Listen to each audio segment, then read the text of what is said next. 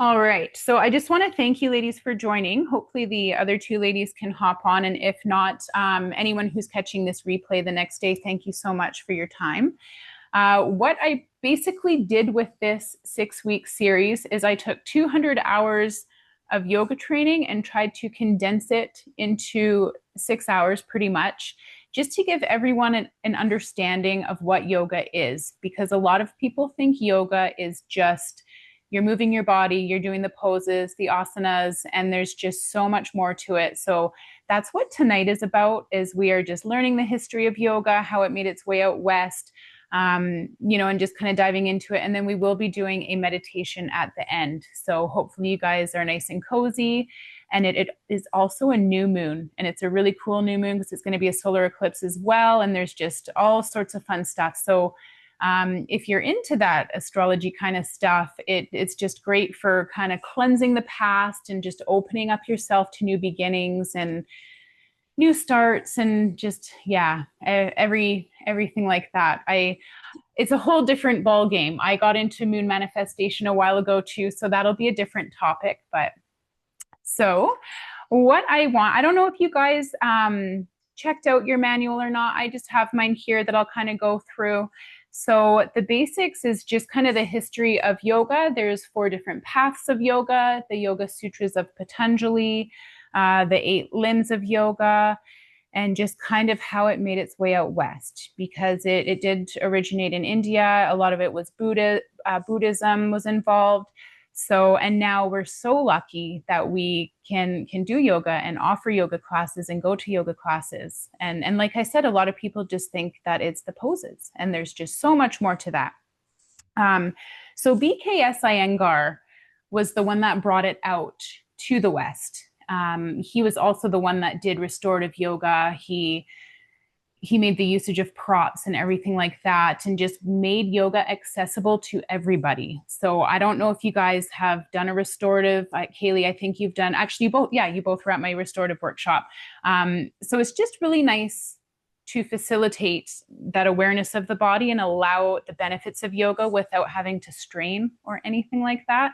Anyway, that guy, BKS Iyengar, trained with a guy named Krishna Karya, who was like the yoga master. And so he trained with him and trained hard. And eventually he brought, BKS Iyengar was the one that brought it out west. And his daughter, I believe her name is Geeta Iyengar, she does a lot of yoga as well. And she is the one, there's a really good book. It might not pertain to you guys right now, but maybe to someone else. It's called Yoga into Motherhood, I believe. And it just is, it's this big, thick book. It's a big textbook. And it's just really, really nice because it goes over with all the props and stuff too. So whether you're a mother or not, and at any stage of motherhood, it's just nice because it's all about restorative and just more healing and the emotional aspect of it too. So anyway, he did bring it out. I'm just going to head back to my manual here. Where did that go?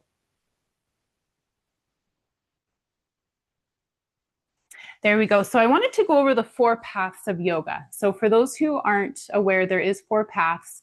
Like I said, yoga is not just the asanas. There's so much more to it. So we have karma yoga, and that's the active path and selfless service. And I was thinking about this today. A lot of people, I don't want to say a lot, but some people, when they do a favor, a lot of people put emotions on that to receive something in return.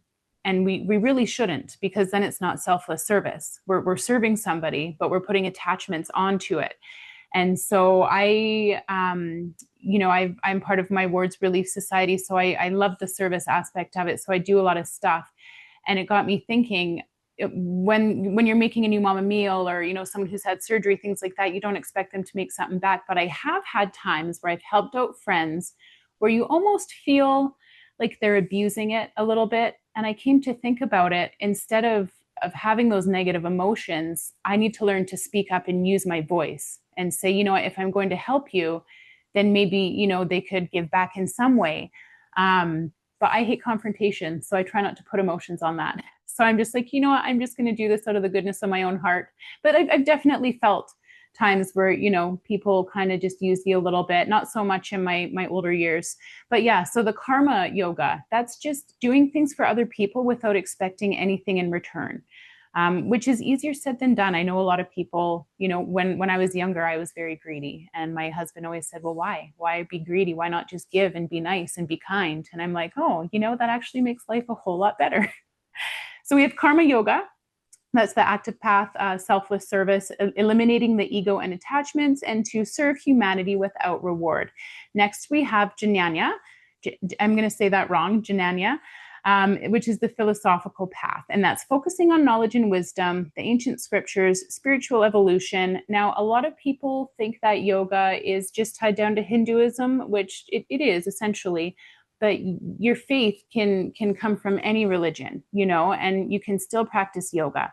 You know, it doesn't mean you have to go to the temples and this and that, the Hindu temples, all that. And it, you know, you can incorporate it with any faith that you have if you're strong enough to kind of overcome that. I do have a few friends that are Christian that don't want to do yoga because they say, nope, that's not my thing.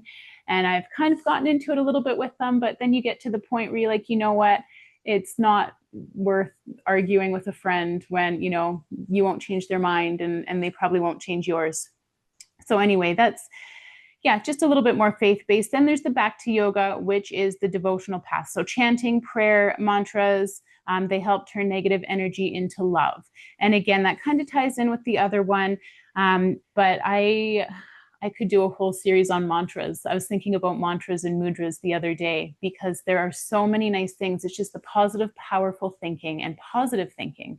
So, you know, chanting about your devotion and your faith and your prayer, whichever religion that you are. If you do have a religion, some people don't believe in anything, right? But I do feel like deep down we all have a faith of something. We all have faith in something that is above us, whatever that may be. Oh, hello, Linda. Hi, I don't know how to put my picture up. That's okay. I just started getting into just kind of the four paths of yoga. Awesome. So Got my pages. on your bottom left, there's a little thing that'll say audio and video. If you click that video, it should take that red X through. But if it doesn't work, oh, there you go. Awesome. And I can hear you too. Perfect. Thank you. You are welcome. So we're just on the Raja Yoga, which is the scientific path, which is concentration of the mind, body, and spirit. And that's where we get into the 8 limbs of yoga, which I kind of always knew about. Like, I've been doing yoga since I was 13 on and off. And then I got my teacher training about 2 years ago. And I thought I knew everything about yoga. And there's just so much to explore. So it's just so nice. So anyway, those are the 4 paths. And then we get into the 8 limbs.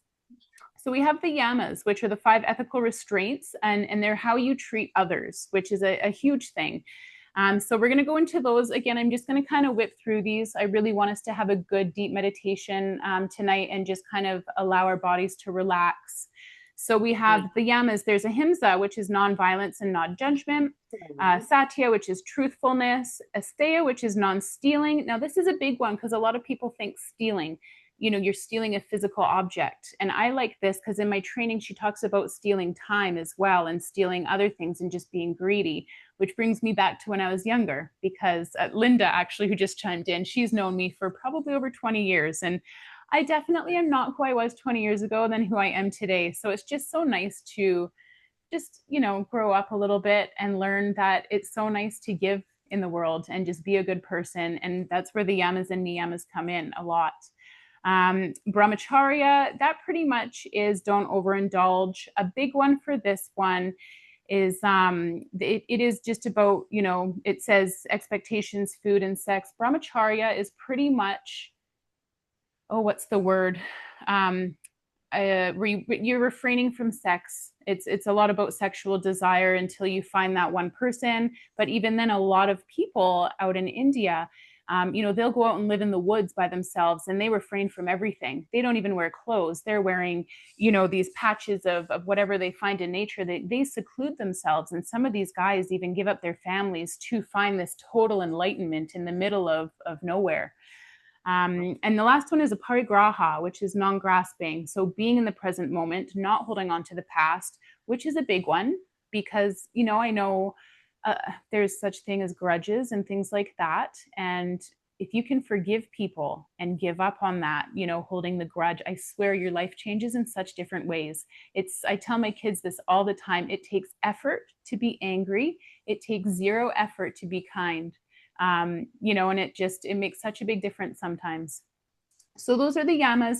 Niyamas are how we conduct ourselves, which is a big thing. And so there's 5 of those inner observations. We have saucha, which is cleanliness and purity. Cleanliness with the body, mind, environment, and the company we keep. It took me a long time to realize that the company that I kept and surrounded myself with made a big impact, because the more of those, good people that you hang out with, you're going to better yourself. When you have negative people around, and I'm not saying get rid of all the negative people in your life. Obviously, we're going to have some people that we have to work with that we can't always, we're always going to have a tie with them.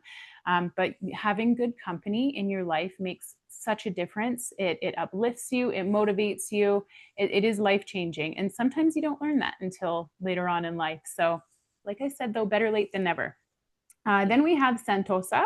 That's gratitude and contentment, appreciating each moment with non-attachment. We'll get into the non-attachment in a second.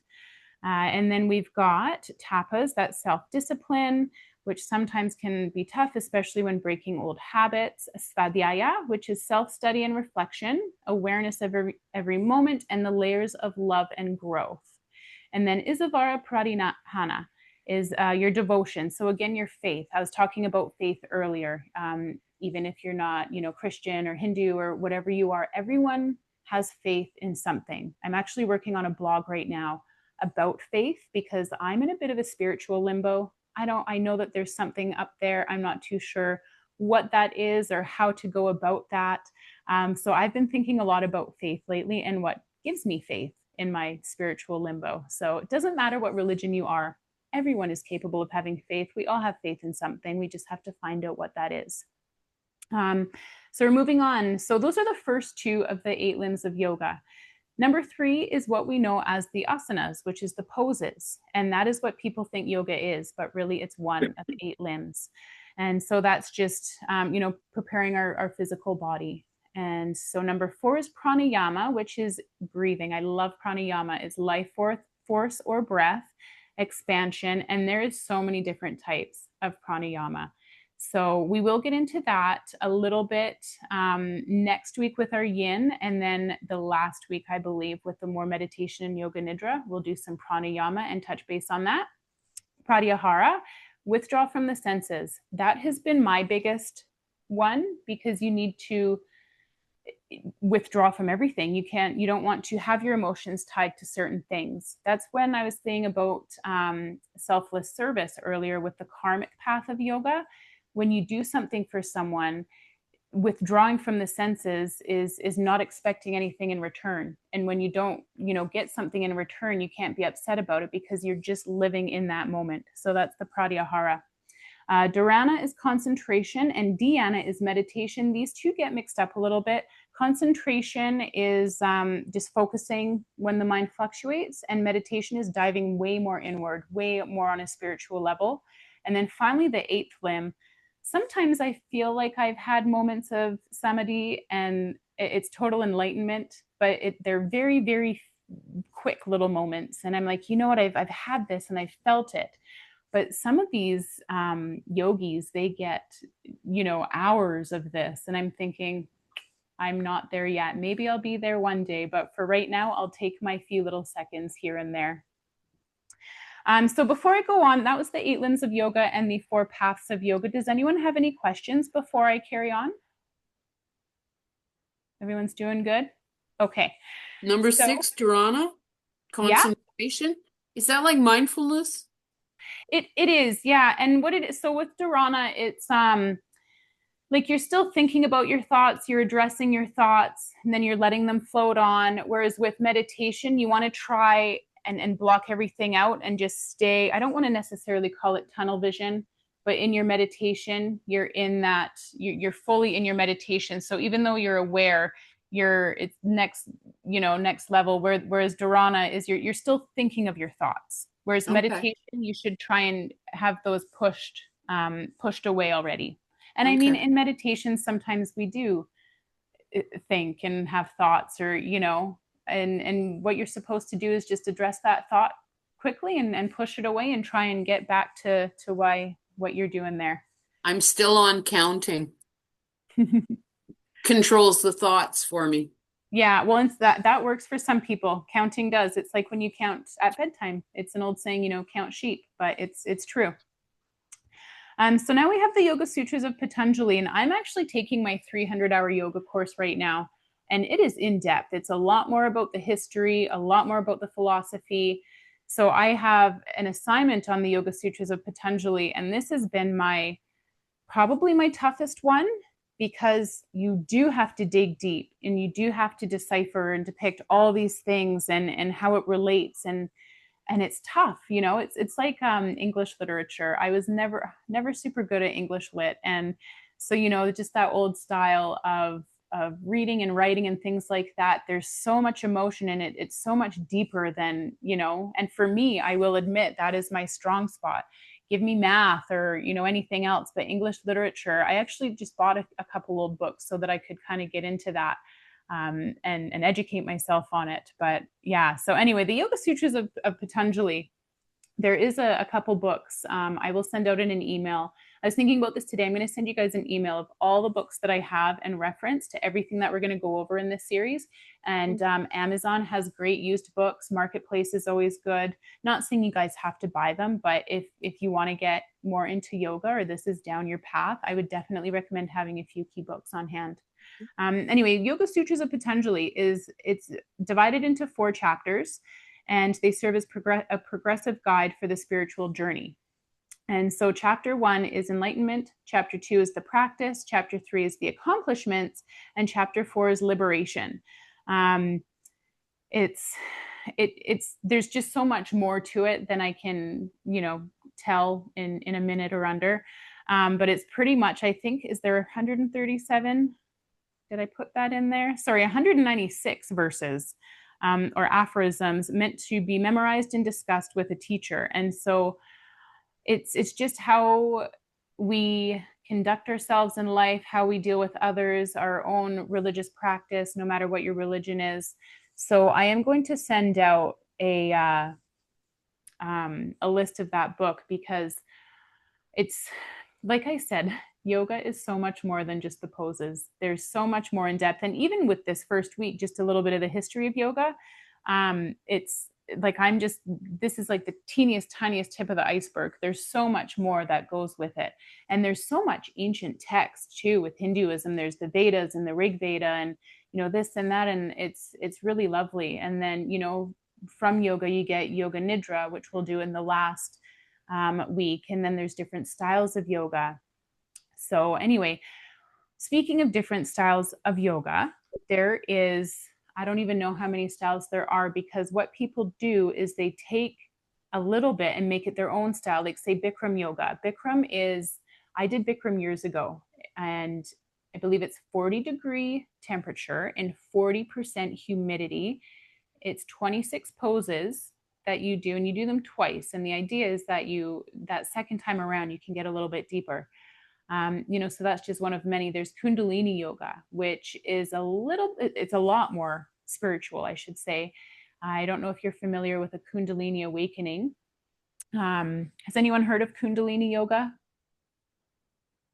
Yeah, it's, so I haven't done too much Kundalini yoga. I have done my Kundalini Reiki, which was wild, absolutely wild. It was, I don't want to get off topic too much here, but the Kundalini, it's like the serpent in your body. It's the snake, and your energy flows almost like a figure 8, and it's really cool. So Kundalini yoga is meant to facilitate more spiritual awareness, and it's a more of a passive practice. Like you're not, you're working more inward on a spiritual level. So if you guys do ever want to get super spiritual, check out Kundalini yoga. And if that's something that you guys would be interested in, I would be thrilled to, do even a workshop on it. I'm going to be doing 1-hour workshops every month when I'm not doing series. So I'm actually going to put that down, because I don't think I have Kundalini yoga on my menu, and it's just super cool. And then, yeah, some other styles. So, what we're going to be doing this week, or sorry, through the series, we're going to be doing yin yoga, and then we've got restorative, hatha. I said that wrong. It's actually hatha. I've said hatha for so many years. And when I did my training, it's actually hatha yoga. And I still see the TH and I say hatha. And vinyasa, and then yoga nidra and chakras. But honestly, there's so many different types of yoga because people take it and kind of make it their own. So I could essentially take a couple key poses and call it Vanessa yoga if I wanted. I won't because I am not that confident and I prefer to go from a framework of something else. There's also Ashtanga yoga, and that I believe is the same set of poses as well, and it just goes on. It's pretty tough. I haven't tried an Ashtanga class. I'm pretty sure, I think I put Ashtanga in the manual somewhere, but you're doing some crazy stuff. But yeah, there's just so many styles. And when you think, like when I do a couple Zoom classes for my 300 hour, and when it comes down to like the original yoga poses, there is a book called, I believe it's just called Light on Yoga, and it's by BKS Iyengar. I'm going to put that in the book recommendation too. I should just send a picture to you guys of my bookshelf. But anyway, Light on Yoga is pretty much like all the key true poses that originated in India. And then we have taken some, a lot actually, of that in our Western civilization and Western culture and added on to it.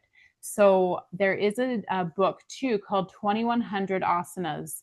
And it's pretty much gives you the basic, 50 to 100 poses, and then they add on modifications. So it's wild to think that you can actually do 2100 yoga poses that are legitimate poses out there. I bought that book with the intent of doing a pose every day, and then I ended up getting pregnant, and it just kind of sat on my table, and I forgot about it until I mentioned it just now. It's not on my table anymore; it's on my bookshelf. But yeah, I should bring that out and show you guys. And again, I get a lot of my books on Amazon and Marketplace. It's just there's so many secondhand choices out there. I'm not saying you guys have to get books. I'm a big visual learner. So I like to have books and I like to have references. I know that we can go on our phones whenever we want and Google any pose we want or anything about yoga culture or history. But for me, I feel like technology is overrunning our world. So for me, books are kind of a special thing. So that's why I have so many books. You don't have to have a book. You can use your phone if you want. But yeah, so anyway, there's just several types of yoga out there. So that was kind of a rundown. I didn't do the Om symbol breakdown actually. And I thought about putting this in there and I had to. I actually have the Om symbol tattooed on me. Like I've been obsessed with yoga for a very long time. My first tattoo was a Buddha in a lotus flower, and I just thought I was so free and young, and yeah, anyways. But the Om symbol, I've got jewelry from the Om, I've got the tattoo, and it just, for me, it just almost makes me feel at peace. It's like when I have a necklace with my Reiki symbols, and it's like I can have a meditation or an out, all day. I just have to touch it or think about it and be reminded. And I'm not saying it works all the time, but when I have moments of my day, I'm like, oh, okay, think of the Om or think of this. So I did put the Om symbol breakdown in there. There's a lot of different versions of what people think it means. And for me, it just kind of means at peace, just to be at peace. You're at peace with your body, you're at peace with the world, you're just at peace with your environment. So you can interpret that how you want. But yeah, if anyone has any questions over what I just covered in anything in there or wants me to dive deeper, I can, whether it's the 4 paths, the Yoga Sutras of Patanjali, the 8 limbs of yoga. I just wanted to give a little bit of an explanation of that yoga is just more than the poses, the asanas. So I feel like I've been talking a lot here. I will talk a little bit more because we're going to do a meditation. Linda, I think you had missed this, but tonight is a new moon. And I actually have a little thing here that I wanted to pull up for it. So it is a black moon. And this isn't just any new moon, it's a black moon made even more powerful by the partial solar eclipse on September 21st. This black moon brings amplified endings, karmic closure, and fated new beginnings. This eclipse is wiping away old patterns, toxic cycles, and heavy energy that no longer serves you. It is a reset button from the universe, preparing you for a new chapter. This is your chance to release the past and step boldly into your next chapter. So, again, I'm not too sure if you guys are too much into the cycles of the moon. And again, that is something that I can do a whole series or workshop on. But I follow quite a few of the sacred feminine, accounts on Instagram, and we are meant to move with the moon. And I mean, we're all women here. A lot of us, for those of us who still have our cycles and things like that, we used to have our cycles with the moon. The earth move, or not the earth, what am I trying to say? The ocean, the tides move with the moon. So there's so many things that the moon can control, and I feel like it's so underrated. There's so many people that go, "Oh yeah, it's the moon or the sun or this or that." The sun is, it changes our DNA. That's why getting out in that morning sunlight and grounding, it physically changes your DNA and sets your circadian rhythm for the day. So I'm a firm believer that the sun and the moon are quite powerful, and that we should utilize it when we can. So like with new moons, you want to do your manifestations on a new moon. And then with the full moon is when you kind of check in. So if any of you are into vision boarding, manifesting mantras, anything like that, tonight would be a great chance. And I will encourage you to take a journal, or even just a piece of paper, or even write it on your phone, in your notes section. Just things that, goals that you might have, things that you want to work on. Maybe you are hanging on to something or a grudge or something like that, and just let it go. When we get in more into the meditation, and this is in your manual as well, there is a forgiveness meditation. And I love it because I haven't done it for a while, but I've gone through a few things in life where it's hard to forgive people.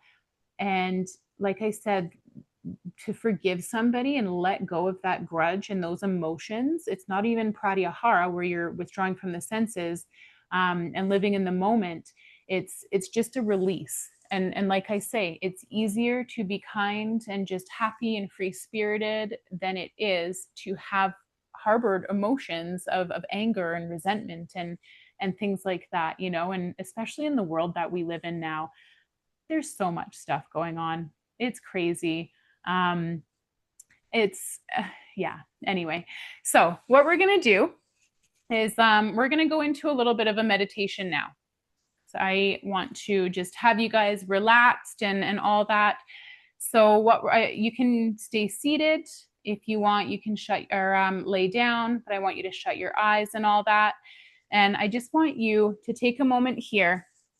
So yeah, whether you're seated or what, laying down or whatnot, just want you to shut your eyes. And I don't even want you to focus on your breathing right now. I just want you to just be in the moment. So don't count your inhales, don't count your exhales. I just want you to turn your attention inward for the next little bit, and to just be in this moment.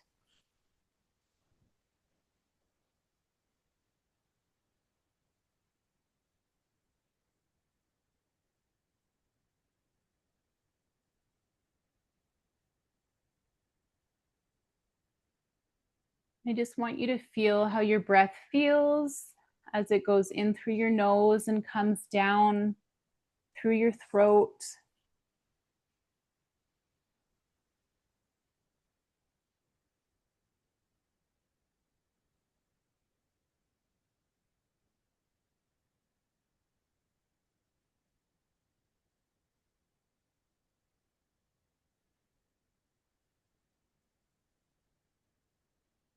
And I just want you to think about your day today. What happened with your day?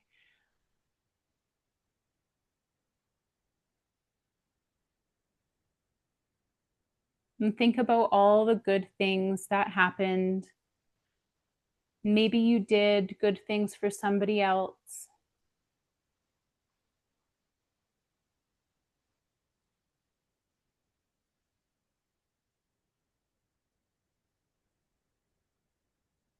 And then think if there was something that maybe happened that you didn't want to happen. Obviously, we do have things that happen in our life that are out of our control.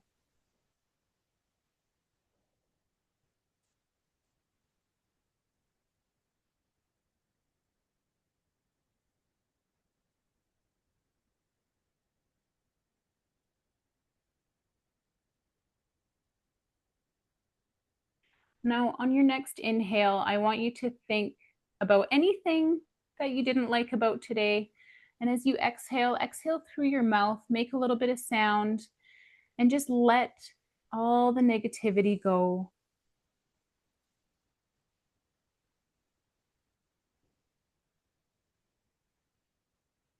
We're going to do that 2 more times here. So again, just inhale, thinking maybe, any little thing. If nothing bad happened today, that's fine.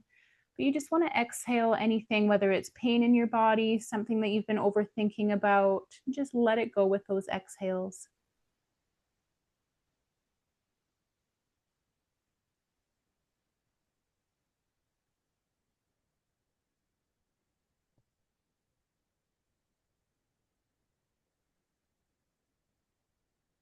Now I want you to focus on your crown chakra. So at the top of your head, I want you to focus on energy coming through. Your energy can be any color that you want it to be. And you have a cup in your crown chakra. You're going to fill that cup. Now that cup's going to get a little bit more full with each inhale.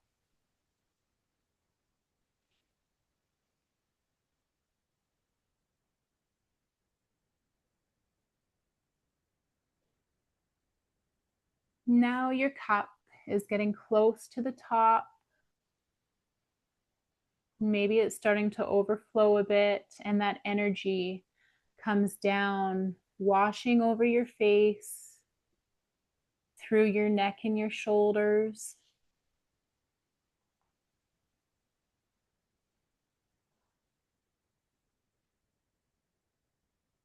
That energy comes down through your left arm and your right arm.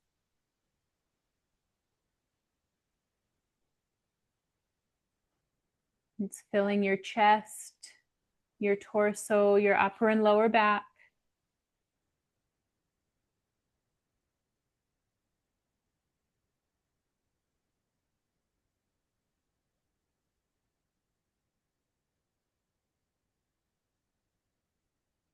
It's filling up your hips and your glutes, your upper legs down to your knees and your lower legs, and your feet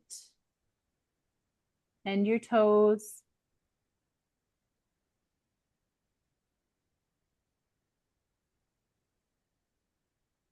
And now that energy is filling your full body from your crown chakra, the whole body through those fingertips and through your toes. Your energy is circulating in and out with each inhale and exhale.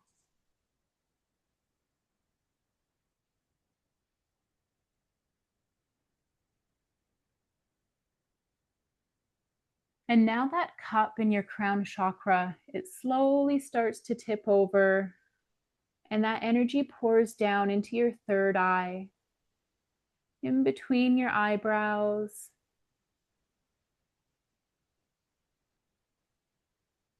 Maybe your energy stays the same color.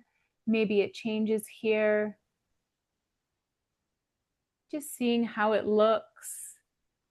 Is it thick or thin? How does it move? Just filling that third eye chakra.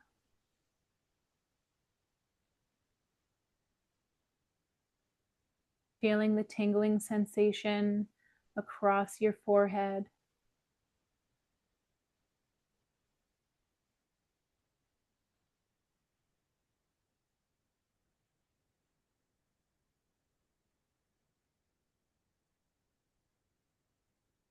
And again, allowing that energy to flow through your body, the arms, the neck and shoulders, all the way down through your hips, through the legs, down those feet. If you were to step out of your body right now and look at yourself, your energy would be flowing in and out through the top of your head, through your fingertips, through your toes, and just circulating, cleansing the body.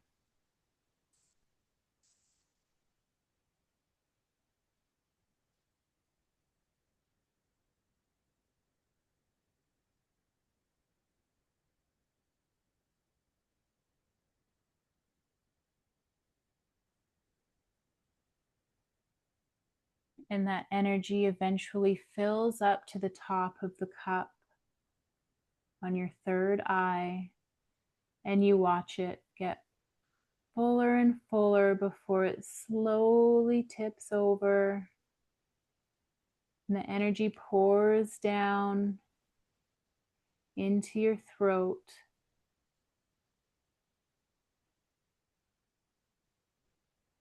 You now have this waterfall of energy from your crown down to your third eye, down to your throat. Take a nice big inhale here.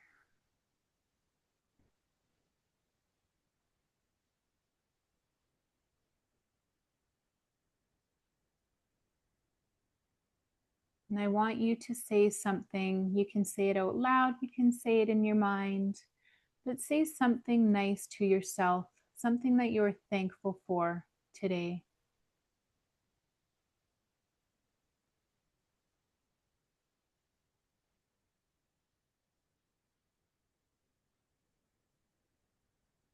We can get so good at complimenting other people and speaking nicely to others that sometimes we forget to speak nicely to ourselves.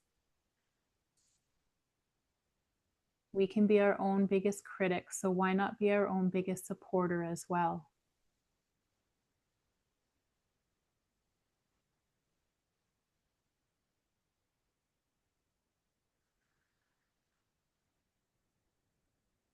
As you inhale, you watch that cup fill up a little bit more, feeling the sensations of the body as the energy flows freely.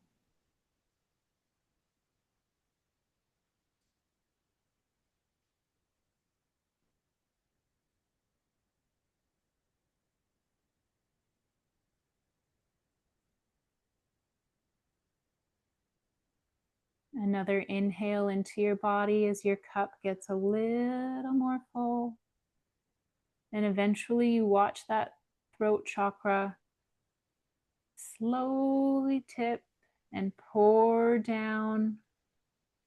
And now that energy swirls as it makes its way down into your heart chakra.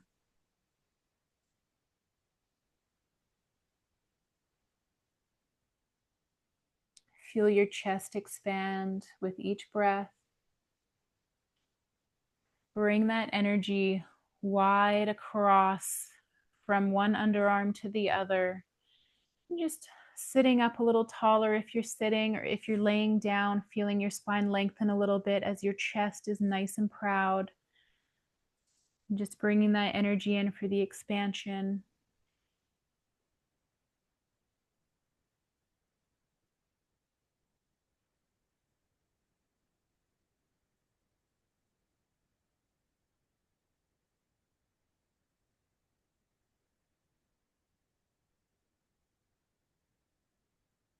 Just knowing that you are worthy of love and that you are love. We can generate love and kindness completely free of charge. Loving ourselves, loving others, loving our pets if we have them, and loving the unknown.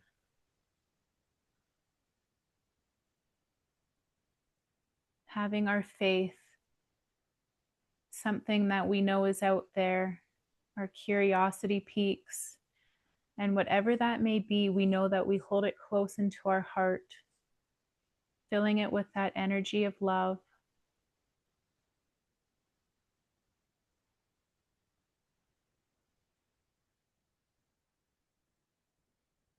Knowing that even if our hearts ache or when we're having a rough time, that we still have ourselves to love and that people will always love us. We always have our support system out there, even when we're feeling on our own.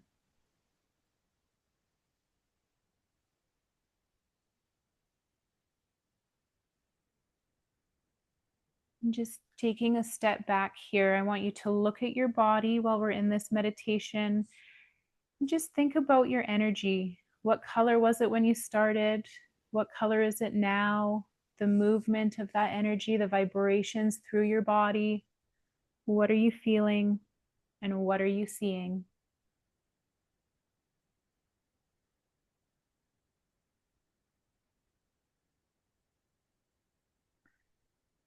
And filling up our heart cup a little bit more as we watch it slowly once again tip over. And this time our energy is going to flow in to our solar plexus, located near the bottom of the rib cage.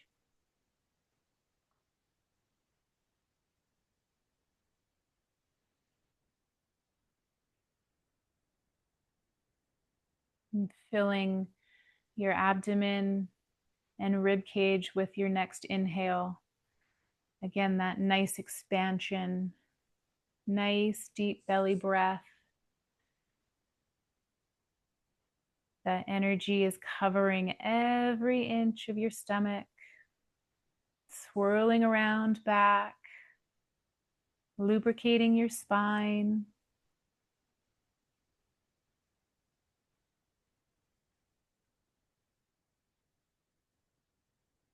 You are powerful. I'd like you to repeat that. You can repeat it out loud or in your head. Just say to yourself, I am powerful.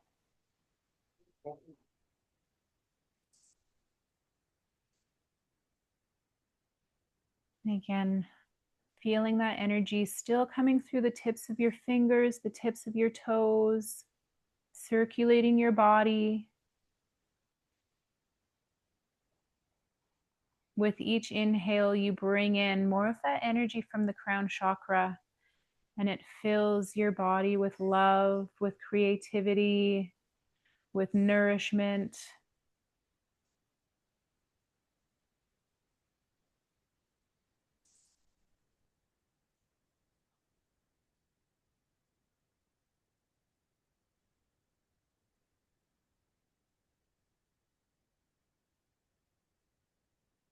Inhale and exhale here, again at your own pace. Maybe feeling your cup is getting a little bit heavy. You're almost up to the top with this solar plexus chakra. Feeling it a little bit heavier, and it tips. Feeling that sense of relief as that energy flows through into the sacral chakra. And just below the belly button.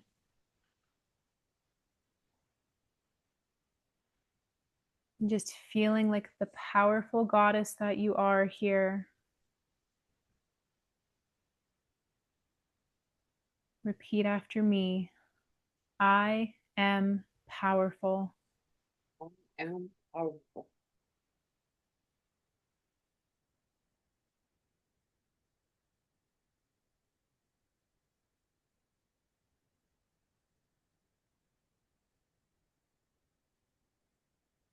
And taking a moment to feel this energy at the top of your head in that crown chakra. Feel it guiding through that third eye between the brows, down through the neck muscles into the throat, down into that proud chest, into the heart, moving down into your solar plexus, And now into that sacral chakra. Breathe into your hips, into your pelvic floor. And as you exhale, release. We can hold a lot of emotions and trauma in our hips. I want you to imagine a balloon. You have a balloon on each hip, left and right.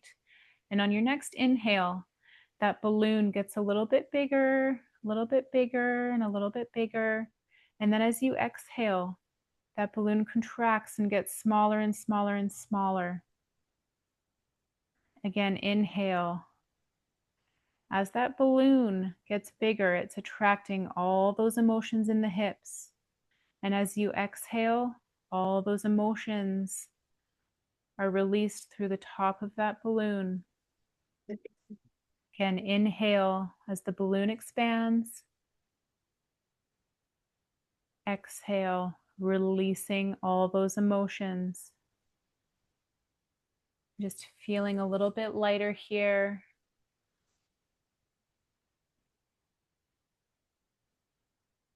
Bringing that energy from the top of your head through all those chakras, we're going to bring it down to our root chakra, to our base. And this is our grounding chakra. So whether you are lying down or seated, I want you to imagine tree roots coming through, starting around your hips. I want them to come down the left and right leg. And you're going to send those tree roots through the bottoms of both of your feet. There are no limits to how deep these roots go. So you send them all around. You can send them as deep as you'd like.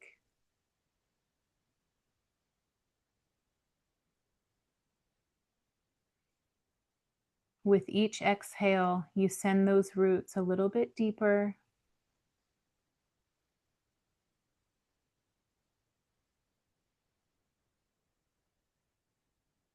Feeling that energy from the top of your crown coming through every chakra, coming through the fingertips, through the feet, and watch that energy as it mingles in with your tree roots, creating an even stronger foundation spiritually, mentally, emotionally.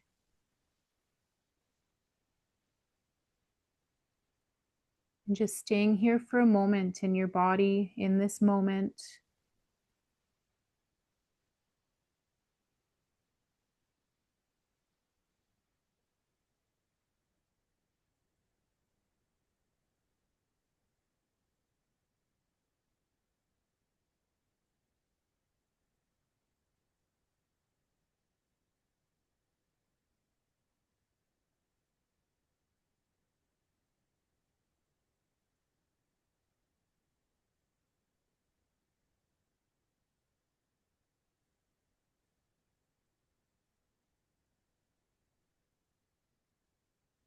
Just giving your toes and your fingers a little wiggle.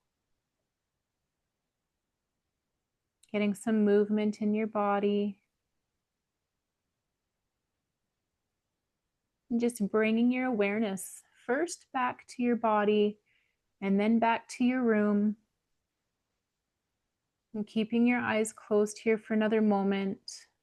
I just want you to take your hands and wrap them around your shoulders, wrap your arms around and give yourself a hug.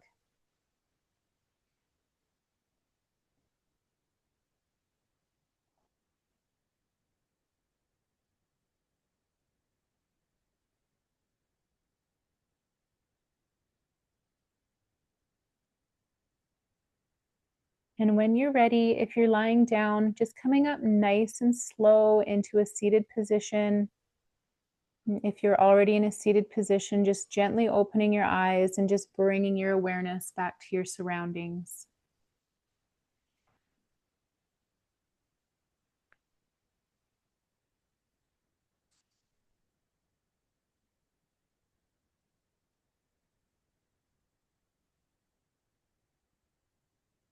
I just wanted to leave a few minutes here too. So I do encourage journaling after meditation.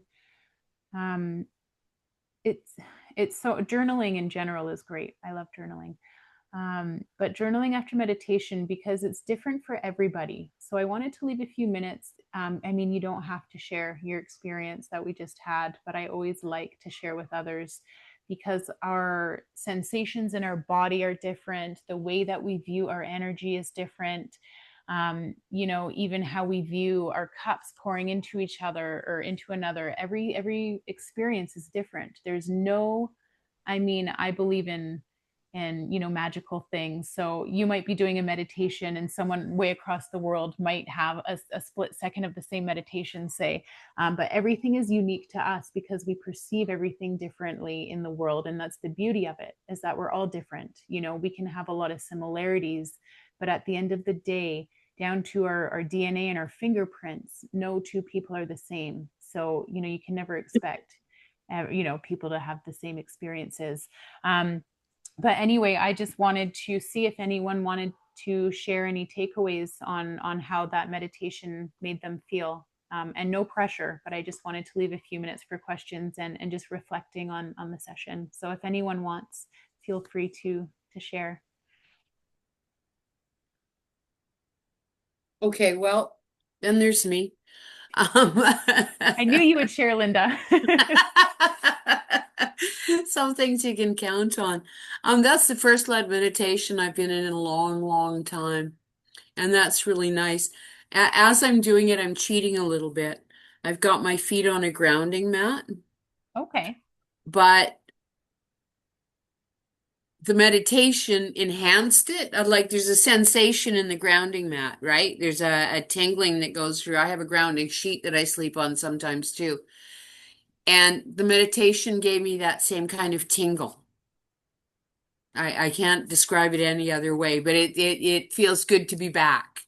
Do you know what I mean? To be, I do. and when you talked about gratitude, what's working right for you, this is a brand new start right here, right now. I love to hear that. Me too. Me too. I was away for, and this is going to take more than a minute or another minute, but I was away for 2 nights and a day on friends' property over on the coast on the island. And I fed deer and I fed sheep and but I was away from people for ages for like the first time in a long time. And it was wonderful. It was a whole different connection with self. And this is like a reaffirmation of that. I'm Yeah. happy to hear that. Sometimes that's what we need too, is that little bit of isolation and just to be submerged into nature. And, we kind of forget our roots and that our ancestors certainly weren't living how we were today. We are nature. We are at one Mhm. with nature. So when we do have those little reminders, it is nice. And especially just jumping back to the new moon tonight too. I didn't plan it to start this on a new moon, but when I found out a few weeks ago, I thought that's the universe saying this is how it's going to work. So I'm so And happy. and solstice tomorrow. Yeah, yeah. Yeah. Well, thank you for sharing, Linda. I appreciate that. Did anyone else want to share anything or have any questions? I know it can be a little bit I don't want to say intimidating. Not everyone wants to share their journey, and that's totally fine. But what my goal is too is just to help people share. We're a very non-judgmental place because sometimes it might seem crazy what we witness in meditations. I've been there myself, but I feel like sharing it it's almost as much of a release sharing it as it is witnessing it in the meditation as well. It was it was really beautiful. I actually well, I try to make an effort to meditate every day. And most of the time it is guided, like with the insight timer. And it was really easy for me to go into it. Like with Linda, you were mentioning like you kind of felt a buzzing or a vibration. Yeah. So like for me it was something similar, but it was like I was almost kind of like, I don't know, I just felt really comfortable, like, Yeah. if you're floating in the ocean or whatever, you're so in with yourself and with everything around you. Like Yeah. I did kind of doze off a little at the It end. happens. It was It just like, happens. well, I guess I needed the rest, right? But it was really, really nice. I enjoy guided meditations. I just think they're great. Me Well, too. we do have guided meditations at the end of every session. They won't necessarily be this long, except for week 6. That's pretty much going to be probably about 45 to 50 minutes of yoga nidra and chakra balancing. And that's going to be just a really nice closing to it. I will be sending out weekly, just little, 5-minute meditations, different types. And we'll do a little meditation at the end of each week as well. So I'm glad that you guys enjoyed it because I love meditating. I love guided meditations and I love guiding them. I love writing them and thinking of them and just, I kind of use my intuition sometimes and sometimes I follow my script and sometimes I just feel like I feel this urge to throw things in there. Like today with today's meditation, I actually had my hands out and I was doing some Reiki and just like getting into it. And I'm like, hey, this isn't so much my meditation, but here I am, and I'm like, oh yeah, okay, I should probably stay awake and stay focused because I When am you say you're hating doing this. your, when you say you're doing your Reiki thing, does that mean you're sending us energy?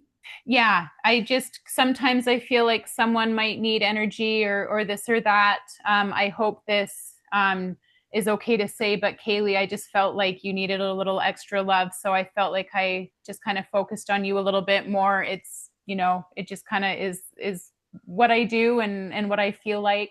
I do send out energy to everyone, but yeah, with Kaylee, I definitely was feeling a little bit more tonight. So I hope everything's good and that's okay. I was just sending you some extra love. To be honest, I had to spend time with my family and it when I leave there, all my energy is like taken from me. So yeah, I'm feeling a little down too right now. So Well, I hope that this evening tonight and just being surrounded with these lovely ladies and, just taking this time for yourself can help replenish a little bit. I know all about family that can bring you down and I completely, yeah. So I just hope that and honestly, you can listen to this again tomorrow if you wanted. Just I think I started around, I don't know, cut through 35 minutes or so because I will be sending out a replay as well. I'll Nice. upload it to my YouTube, so that might take a while. But yeah, I'm glad that you took the time to out of your night to join us tonight, Kaylee, because sometimes when you do have that drainage or that toxicity and you just don't want to do anything, but good for you for stepping up and joining too. So I'm sorry to hear that you had maybe not the best time with your yeah, family. yeah, it's okay. I'm feeling a bit better now, more balanced out. Nice. Perfect. So did anyone have any questions or anything that you wanted me to touch base with next week? Next week, we're doing a yin practice and meditation. So you will need your yoga mat, 2 blocks. If you don't have blocks, you can always use kind of 2 hardcover books that are the same size, or, if you have something that's similar to a yoga block. And maybe an eye cover and a blanket if you want. That's not necessarily needed, but just for Shavasana, I always find sometimes to just completely let go. So that's what will be what you need next week. And I, like with these, I want to be there for you guys 24/7. So if you don't think of anything right now, or you're lying in bed tonight and you're like, oh, you can email me, you can text me, and I will get back to you as soon as I can. I do turn my phone off at night. So if you message me at midnight and I don't reply right away, I probably will around like between 7 or 8 the next day. So I do say 24/7, but it's probably more like maybe like 18 hours of the day. But I love talking about anything yoga related, fitness related, spiritual related. I'm a Reiki master and love doing, all those hippy dippy witchy things. So I'm an open book. So if anyone ever has any questions, please don't ever feel like you're, it's inconvenience to reach out to me, because I love expanding my knowledge and even refreshing my memory on some things if I don't know certain things. That's why if there's a question that I don't know, I'm very honest, and I'll say, hey, like, I'll figure that out so I can give you the correct information. But yeah, you guys are always more than welcome to message me, email me, whatever you'd like. Awesome.